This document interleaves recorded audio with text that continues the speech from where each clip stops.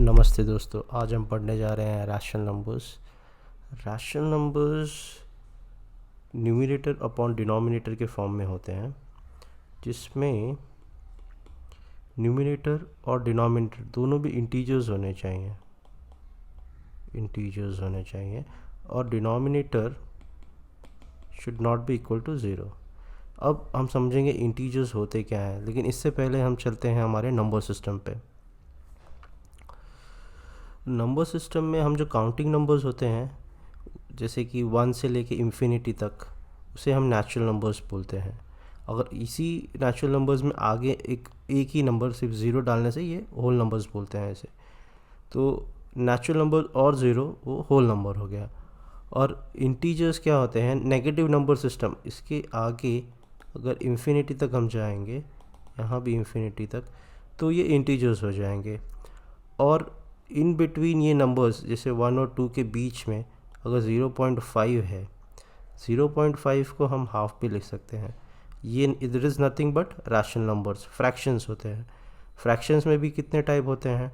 Terminating decimals, repeating decimals, ये दोनों भी टाइप रैशनल नंबर्स होते हैं।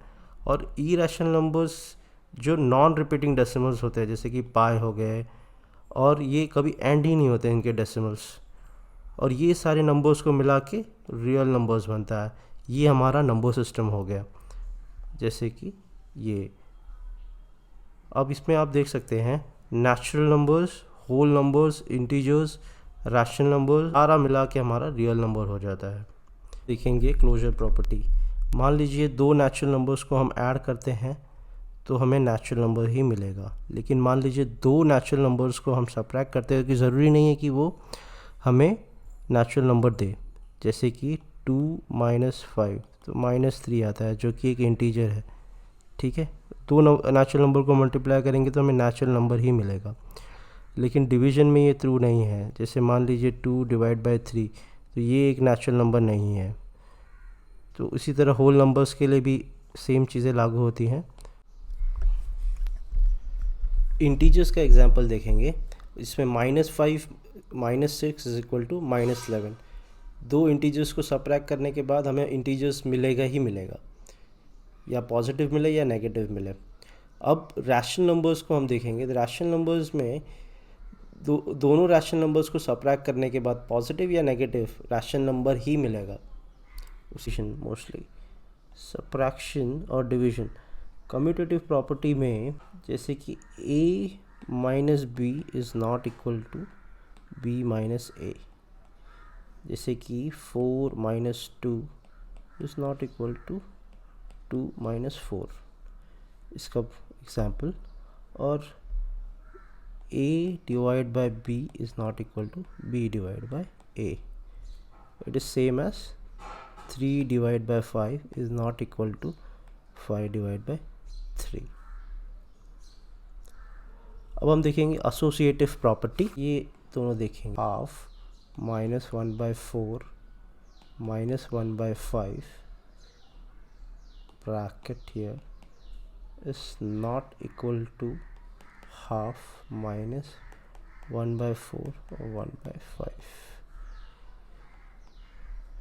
और सिमिलरली इसमें हम देखेंगे half divide by 1/4 divide by 2/5 is not equal to half divide by 1/4 divide by 2/5। अब हम देखते हैं एग्जांपल्स। एग्जांपल्स में हमारे पास 3 रैशनल नंबर्स हैं। हम इनके आपस में कंपेयर करेंगे और देखेंगे इसमें से कौन बड़ा है और कौन छोटा है, और असेंडिंग ऑर्डर में अरेंज करेंगे। तो सबसे पहला मेथड है एलसीएम मेथड। एलसीएम मेथड से अगर हम जाएंगे तो इसको 42 आएगा। तो 42 मतलब यहाँ पर हम लोग चारों फ्रैक्शंस को, इसको 21 से मल्टीप्लाई होगा, ये 21 से होगा। 7 × 6 6, 3 × 14 × 14, 28 6 21। So first number 42 42 42। सो असेंडिंग ऑर्डर में जाना है हमको। तो फर्स्ट नंबर सबसे छोटा है 6/42, then 21/42, 28/42, that is 1/7, then 1/2, then 2/3।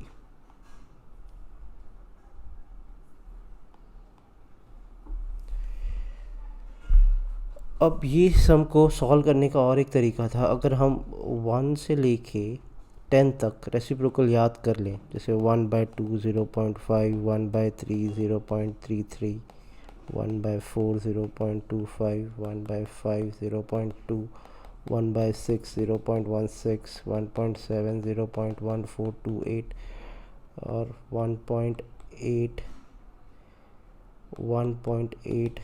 0.125, 1.9 0.11 और 1.10 0.1।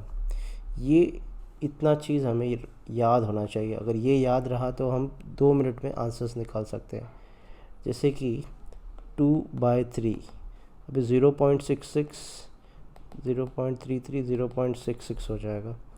फिर 1/7 दैट इज़ 0.14 और ये 1/2 दैट इज़ 0.5।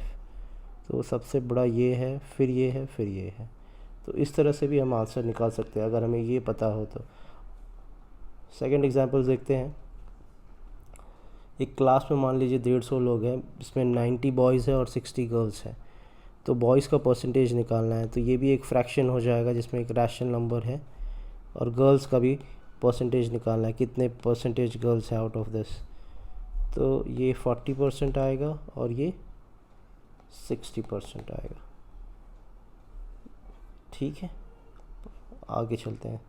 तीसरा एग्जांपल देखते हैं। प्रोबेबिलिटी ऑफ रेड बॉल और probability of green ball. Total 7 ball है हमारे पास, तो 7 में से 3 बॉल और 7 में से 4 बॉल, दोनों भी रैशनल नंबर्स है। तो रैशनल नंबर्स का एप्लीकेशन बहुत है, हम आगे आने वाले चैप्टर्स में देखेंगे। Thank you.